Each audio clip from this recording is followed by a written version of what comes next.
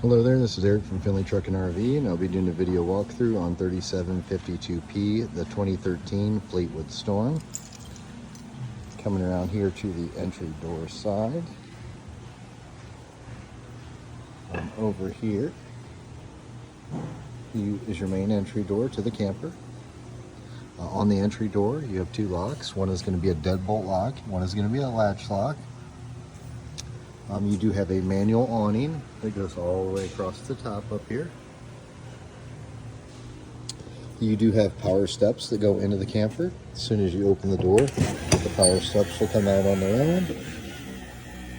And as soon as you close the door, the power steps will go in on their own. Just to the left of the door here is going to be your water heater. The controls for the water heater are inside the camper. The water heater is currently winterized, so you can see I do have the drain plug that is out of the water heater there. So it is currently winterized.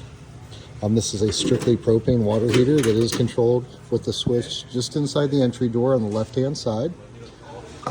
Up top, above the entry door, is going to be a porch light. The switch for the porch light is again just inside the entry door here. On the left-hand side, you'll see a switch that says porch. That is for the light out here on the outside. The second switch that says entry, whenever you're going in and out of your camper and you're going to be going in and out a lot, you could turn that switch on and it will keep the steps in the outright position. So when the door closes, the steps don't go back in. Also, you have an entry light switch here that is for the first light on the ceiling here when you walk in the door. Coming down the side here, let me grab the key here. This is going to be the gravity water fill for the freshwater tank. So that's basically the tank of water that you take with you on a road trip. Next, if I open this compartment down here, you have a small storage compartment. Inside of that storage compartment, the white tank back there is your freshwater tank. And then directly below that is going to be your propane. The propane tank does have a gauge on the actual tank itself. This is your fill for the propane, and then it does have a shutoff valve here. And then it does have a port here that if you wanted to hook like an external grill or anything like that, you could tie into the same propane tank and use that for your grill. Moving down a little bit farther here, this is going to be the furnace. The furnace is a propane fired furnace. The propane does have to be turned on in order to fire the furnace. Once you set your thermostat inside the camper, it will automatically ignite and run. Once it gets up to temperature, it will shut off. Anytime it is running, there will be hot air blowing out of this exhaust here. Next compartment is just a storage compartment. And again, the white tank here is your freshwater tank. And then there is a black or a holding tank there for your wastewater. This compartment is also heated, so if you get into cold weather, there is a duct here that will pump heat down into this bottom area. Also inside of here, there's a tool for your awning because it is a manual awning, so that's the handle to grab the strap on your awning to pull it out. Next, you have a outdoor stereo. This is a Bluetooth stereo. There is a 12-volt accessory port here. Couple speakers that will play off the radio. You have a couple 110 outlets, and then there is also a cable or antenna hookup right there also. Next compartment here is going to be a storage compartment. Again, you do have a waste tank that uses part of the compartment inside of here, and this one here is a pass-through storage compartment, so it goes all the way across to the other side.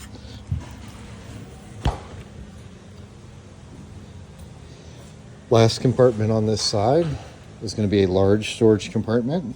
This is passed through. There's actually 3 entry doors into this compartment, and there are 2 lights in here. The lights have switches on the actual light itself.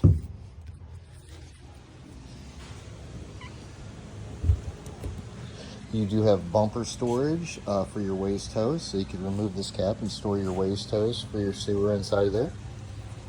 You have hitch and 7-pin connector over here if you want to pull any kind of trailer or anything like that. Ladder access to the rooftop, and then in the center up there you do have a reverse camera. This is that other entry door into that rear storage compartment. And then again over to this side, the other entry door into the storage compartment. Shut this light off while I'm in here. Over here is going to be your fuel tank for the vehicle itself. And then the next compartment here is that same pass-through storage compartment. Inside of here is going to be your waste tank drains. They are color-coded handles. So black will be for your toilets, gray will be for sinks and showers. You also have low point drains in here, and there is a spot to add a filter. This is currently empty right now, and the system is winterized right now. So when it comes time to unwinterize, if you look up this flow pier up here, you could order replacement cartridges for them. Also, I want to point out inside of here, you have a port to run your cord out for your shore cord, and you also have this plug right here. Now that plug, what it is for is, so what I like to do is when you're unplugged from, you know, your shore power or whatever, coil your cord up and always plug it into that outlet right there. What that is this is the power from your generator. So anytime your generator is running, it supplies power up to here. So if you plug your shore cord in, then that will supply power to the rest of the camper. So it's a good habit every time you coil up your cord and put it back in this compartment, just plug that in there, because if you're going down the road and you want to fire up your generator and run something, you're already plugged in. You don't have to get out and plug it in. Directly above this door here, you have a cable hookup over here. You have a black tank flush system. This is for the waste tanks. Anytime you use that, you will hook a garden hose to this, make sure your waste tank drains are empty or open, and then induce water into the system and let the tanks rinse out. Directly beside that is a city water connection or your garden hose hookup. And then beside that, you're going to have an outdoor shower. This does have hot and cold water. It has a little hose that will come out of here, and you can clip the shower head over here on the left. Moving down the side here, this is going to be your slide out on this side.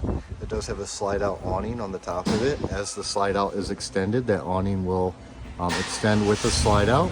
As the slide out is retracted, it will retract all on its own, so nothing to do with the slide awning. Over here, you got access panels for the refrigerator.